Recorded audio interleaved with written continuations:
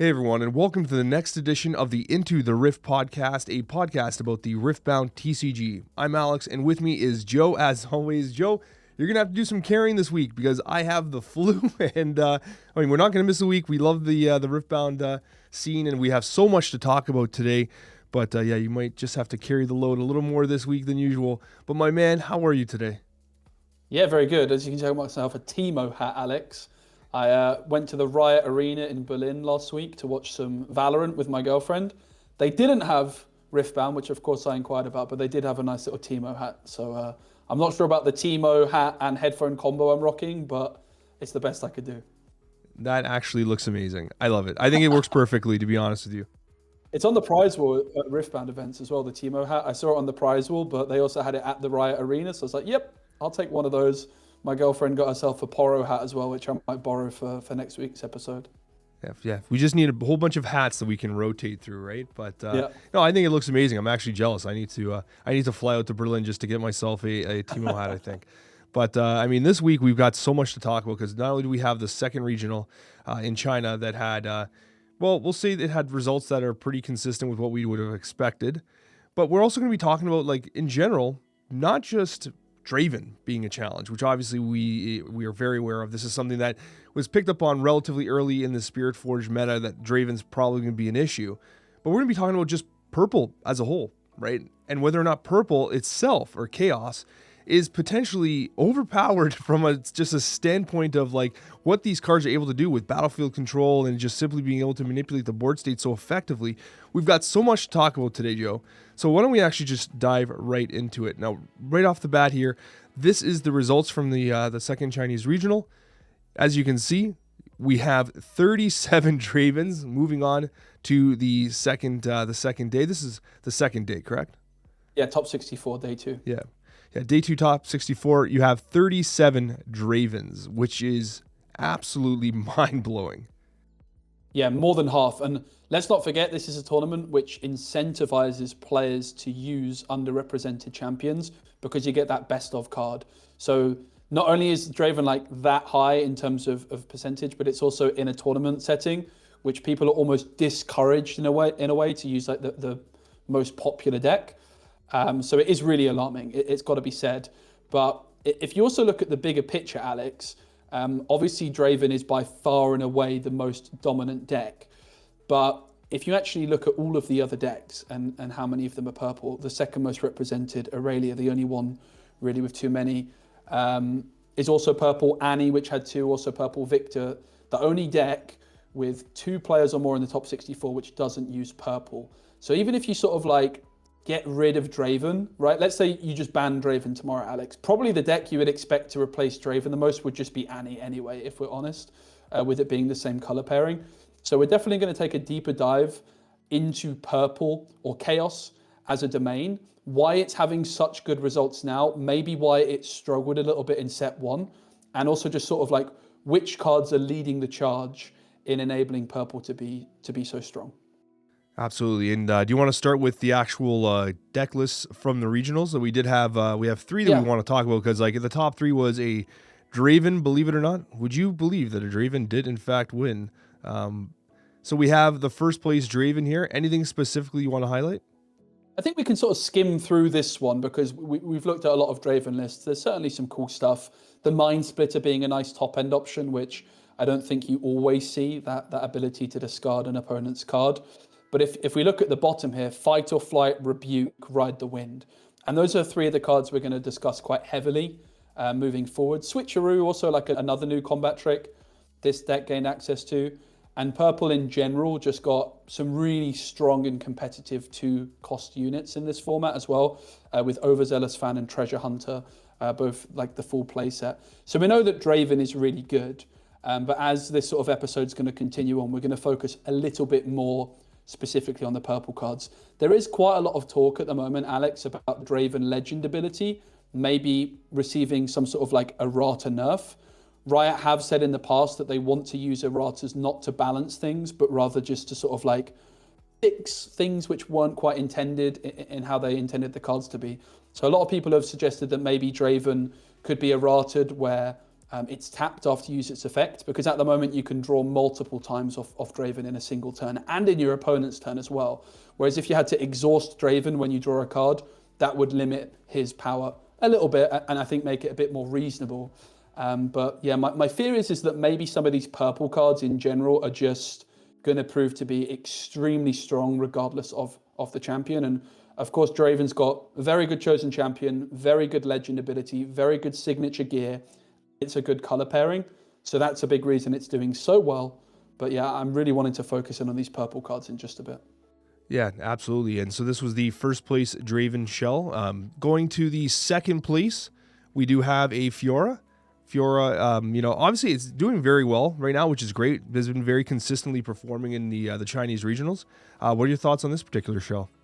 Yeah, second week in a row that Fiora gets into the final and just loses out to Draven, which is a really, really awesome result. This one's quite different with the baited hook in particular. This is, of course, an Origins card, which I know we've talked about on the podcast a lot, that we're big fans of. I do believe that the Fiora player was actually sideboarding this out in game 2 in the final against Draven, because they were maybe fearing some item removal.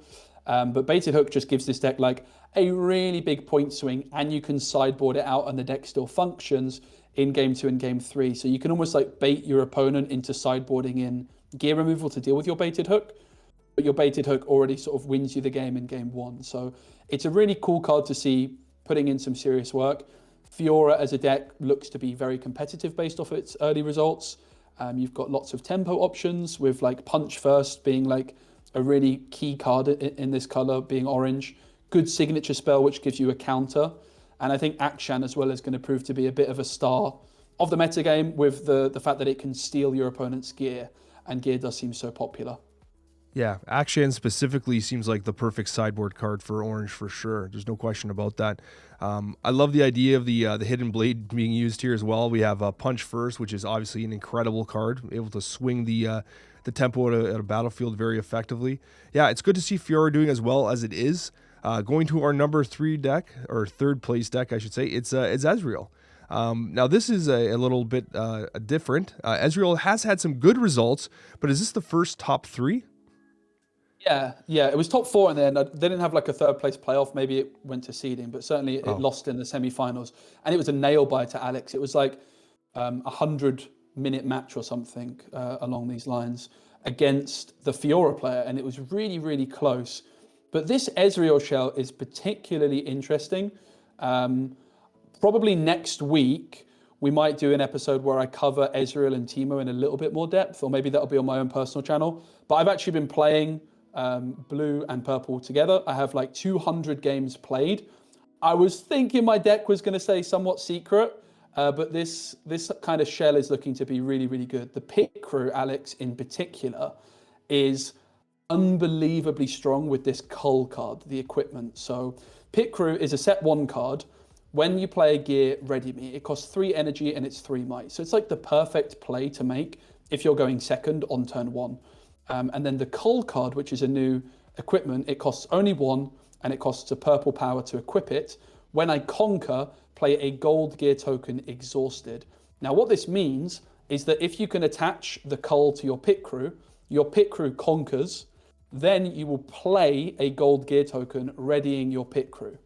And suddenly you've got an extremely similar effect to what you see in orange with Lucian, which is considered one of the best cards in the new format. You can like move into a battlefield, spawn a gold gear, which is really powerful in of itself, but that then readies your pit crew, enables you to put your pit crew back to base. And if you play another gear from hand, then you could even move into the other battlefield. Or if you have the boots of swiftness attached to your pit crew readies, thanks to the gold gear spawned off cull. You move the pit crew to the other battlefield, you're scoring points, you're generating gold gear, and then you might even still just be able to return the pit crew back to your base. So the combos that you can pull off with this pit crew card are quite unbelievable.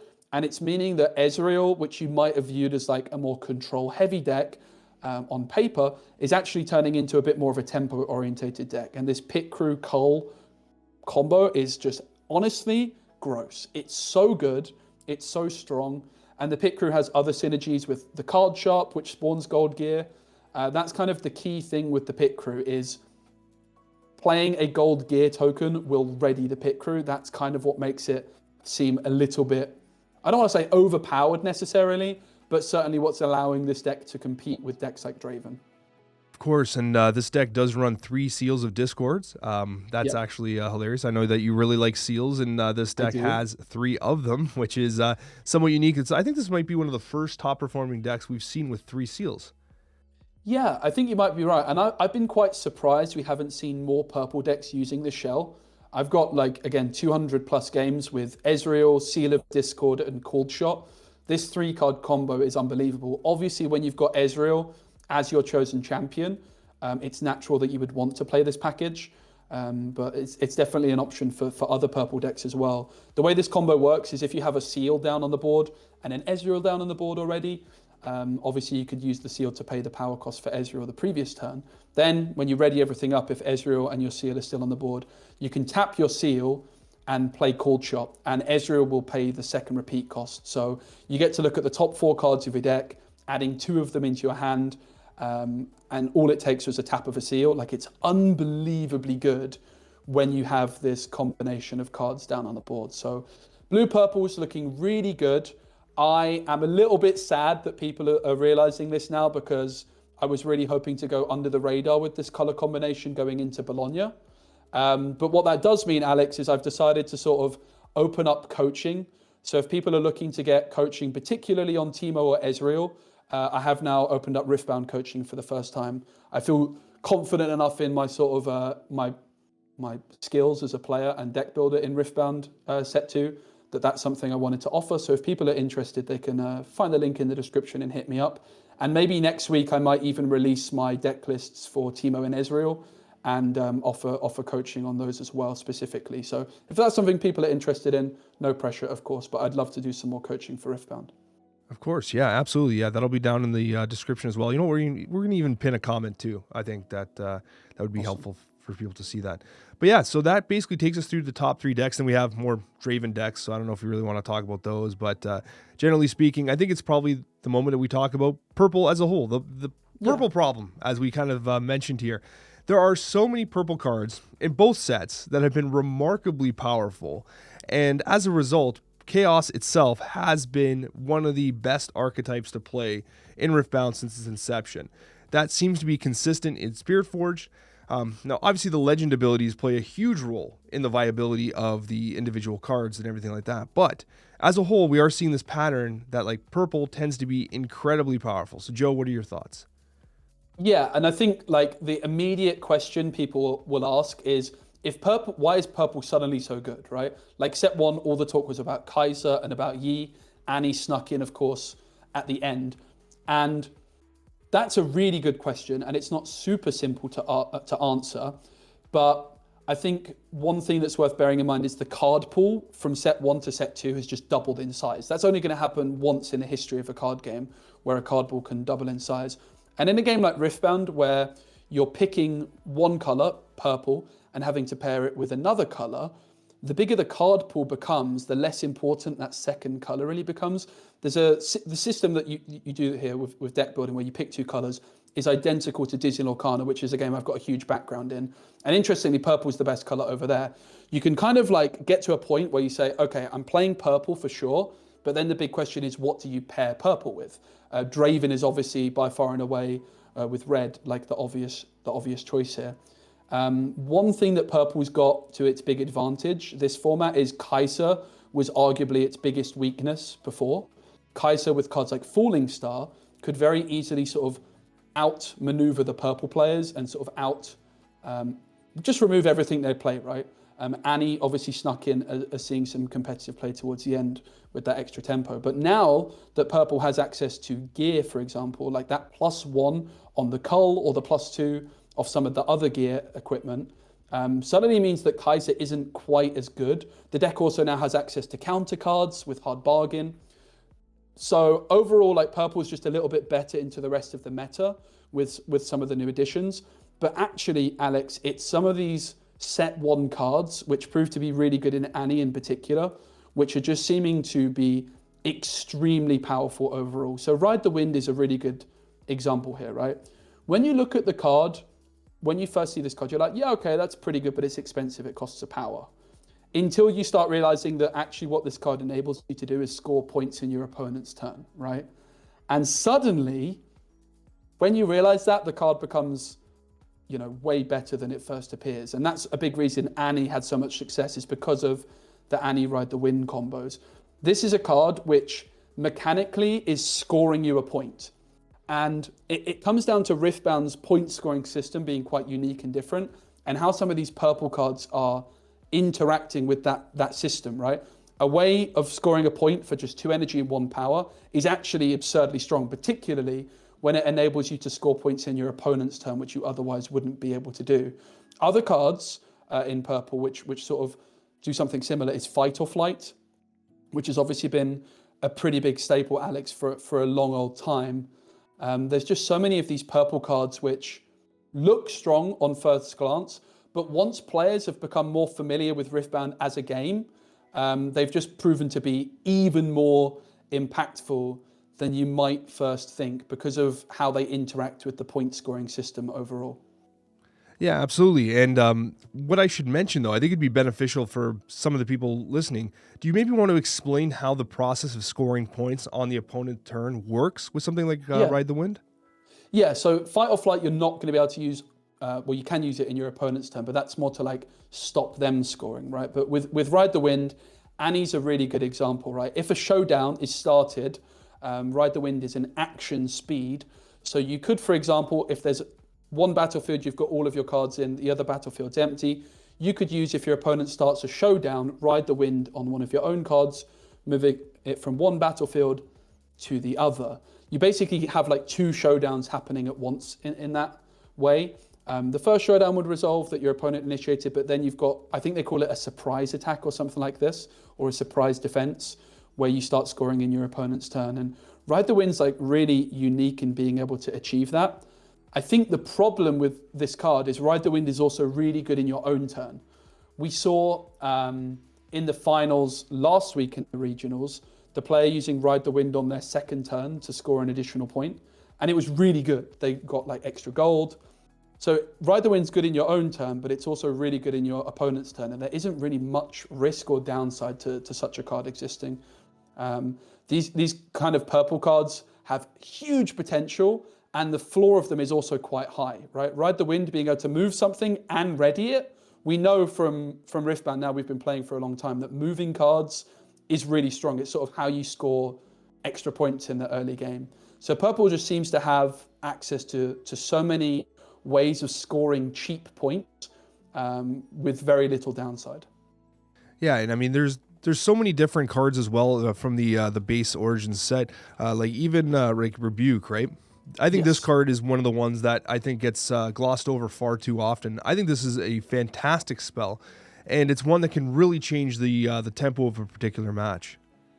Yeah, absolutely. With Rebuke, it doesn't have the same effect that Fight or Flight or Ride the Wind do, which it can sort of enable you to score cheap early points. But what it does is, if you've used Ride the Wind, if you've used Fight or Flight, maybe even a Tide Turner to score some additional early points, your Rebuke is just the card which sort of seals the deal, right? Paying 2 power, 2 energy to bounce back anything to your opponent's hand is so powerful. And what also makes this card, and sort of switcheroo as well, they're similar cards in a sense, a little bit more powerful than they first appear. Well, 2 power seems like a downside until you remember that Defy, you can only defy cards which have 1 power or less. So actually, the 2 power cost on Rebuke and Switcheroo means they can't be hit by Defy, which arguably makes them a little bit better in the end game, right? You use cards like Ride the Wind, Tide Turner, Fight or Flight to score lots of cheap early points, and then you can play Rebuke for an incredibly cheap amount of energy. And the power cost, if it's winning you the game, is actually quite irrelevant, isn't it? If you win the game that turn, the power doesn't matter. You can use Rebuke in your own turn, your opponent's turn. I just feel like the downside of these cards is not as much as Riot had initially anticipated. And as players have become more familiar with Riftbound's core systems, how do you actually win games? And it's so many of these purple cards, which are the most efficient way of doing that. Alex, when I'm building purple decks, Rebuke was so often in set 1 a card that I was like, oh, that looks good, but I can't quite fit it. Whereas now I know that I just have to find a way to fit 2 copies of this card in my deck. Of course, and like we'd be damned not to actually bring up stacked deck, right? Like this is another Yes. absolute staple in Chaos. This is a 3 of in almost every single purple deck. So it kind of goes to show you just how powerful this archetype is. Yeah, absolutely. Stack Deck is, I mean, I said it back in set 1 that it's the best card in the game. It's just super efficient. You'd be foolish not to play 3 of these in a purple deck, really. So you've sort of got this thing going on at the moment with Riftbound. It's like, why would you not play purple? What reason is there to not play purple? And there's a few things, right? Like you get access to some interesting color combinations. Obviously, Fiora is clearly showing you that that's a deck that's worth playing. But it's quite difficult if you're looking to just play the best deck in the format to find many options which don't play purple. You've got Draven, Aurelia. We're seeing Ezreal do quite well now as well. And all of these play purple, even Annie as well. Previous format, you had Kaiser, you had Master Yi. Those are falling off significantly in this format, whereas purple just seems to be getting better and better. And my theory is it's partly caused by cards like Stack Deck, which are just generically very, very good. But I think moreover, some of these spell cards which are interacting with the core design of Riftbound and how to win games, which is by scoring points. And I also think this sort of Pit Crew, which is a blue card combo with Cull, which we looked at in Ezreal, is also sort of like another combo that you can look to pull off. It's just about scoring cheap points early and then closing the game. Riftbound is so much about tempo. Purple gives you consistency, and it gives you also a lot of combat tricks to score points in an efficient way. So I think purple is just by far and away the best color. And it really is the card design which is enabling this. So it's going to be very interesting to see how Riot handle it long term, because obviously they designed this game quite quickly. We know that. It sort of went from conception to release quite quickly. And maybe they're just learning a lot themselves about how powerful these effects like Ride the Wind are. Yeah, for sure. I mean, we do know that for a fact that it was kind of conceptualized and released in a rather quick time frame. But at the same time, it's like they knocked it out of the park for the most part. Yeah. Like, yes, the balance is, a little hit and miss here and there, but the actual gameplay itself is incredibly fun, incredibly engaging, which I certainly appreciate. Everyone who plays appreciates because it's a very engaging game. Like you're active on your opponent's turn in a way that's kind of uncommon in some other card games. So it's a lot of fun, right? That's the key thing. One of the questions I want to ask though is in set 2, does purple continue its prowess? Like, does it continue to get better? Because we just finished talking about all these set 1 cards that seem to have this amazing staying power. Is there anything in set 2 that is just kind of cementing its stay as one of the absolute top archetypes? Yeah, it's a great question. I think gear helps. Being able to sort of one of the weaknesses of purple previously was there wasn't really any ways of increasing your unit's might that comes to mind. But now with like the equipment, like the +1/+2. Gold gear is also something which is quite available in purple with this Cull card we looked at, which is a new equipment that costs 1. And also the Treasure Hunter, as well as the Overzealous Fan. Maybe one of the weaknesses you could argue of purple before was there wasn't a ton of good 2-drops. You had Traveling Merchant, which is obviously really good, but Treasure Hunter and the Overzealous Fan are just unbelievably good. Like at the moment now, when you're building a deck in this way, right, you get purple, you sort of look, okay, what is the weakness of purple? What don't I have in purple that I can get from another color?